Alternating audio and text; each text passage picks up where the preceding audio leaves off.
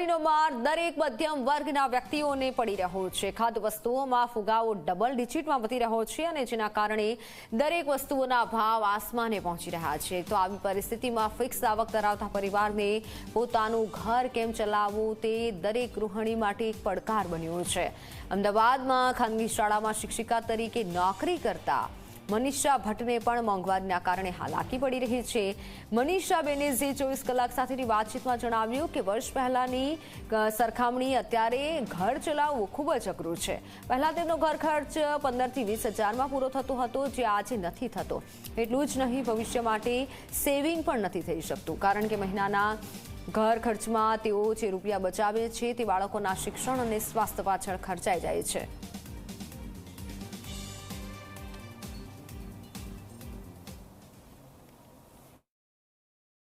મોંઘવારીનો દર છેલ્લા કેટલાય સમયથી સતત વધી રહ્યો છે।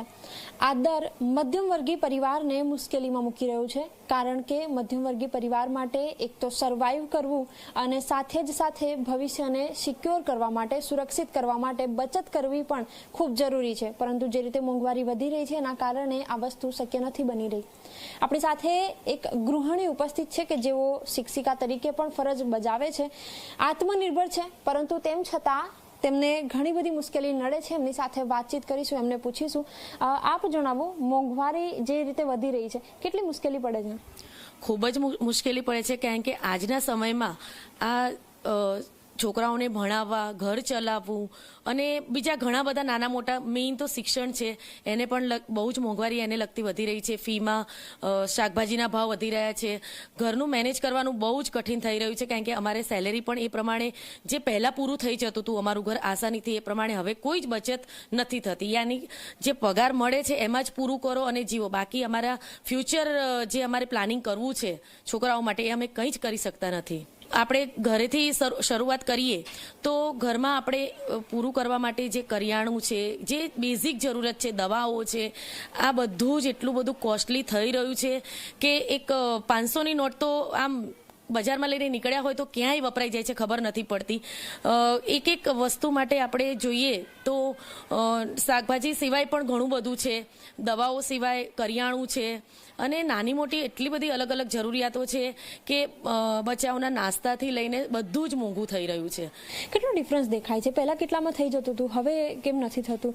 શું કારણ છે આની પાછળનું? ઘણા બધા કારણો છે, કારણ કે પહેલા 15-20 હજારમાં અમારું ઘર આસાનીથી ચાલતું હતું। એ સિવાય પણ અમે સેવિંગ્સ પણ કરતા હતા, LIC છે એવી કોઈ જગ્યાએ, પરંતુ શાકભાજીના ભાવ કૂદકે ને ભૂસકે વધી રહ્યા છે। શિક્ષણ છે, શરૂઆતથી જ આપણે સ્કૂલમાં એડમિશન લઈએ છીએ, નર્સરીથી જ, ત્યારથી જ આપણે શરૂઆત કરીએ તો છોકરાઓની ફી એટલી વધી ગઈ છે, એમના વેનનો ખર્ચો, એમના યુનિફોર્મનો ખર્ચો, પછી એમના સ્વેટર્સનો, સ્કૂલ પ્રમાણે આપણે જે પ્રમાણે રહેવાનું હોય છે એ પ્રમાણેના ખર્ચાઓ તમે જોઈ લો તો એક મને નથી લાગતું કે મધ્યમ પરિવારની ગૃહિણી થોડું મેનેજ કરી શકે, કારણ કે પહેલાં આ બધું જ અમે લોકો પણ ભણ્યા છીએ, અમે પણ એ રીતના જ પૂરું કર્યું છે, અમારા પેરેન્ટ્સે જે રીતના કર્યું છે એવું અમે અમારા છોકરાઓ માટે નથી કરી શકતા। એ બાબતનું અમને દુઃખ રહે છે। ભવિષ્ય સિક્યોર નથી થઈ રહ્યું, બચત એટલી બધી નથી થઈ રહી અને સૌથી મોટું એનું કારણ એ છે કે મોંઘવારી એટલી બધી વધી રહી છે કે જે આવક પ્રાપ્ત થઈ રહી છે એમાં પૂરતું નથી થઈ રહ્યું। કેમેરામેન તુષાર શાહ સાથે સપના શર્મા, ઝી 24 કલાક, અમદાવાદ।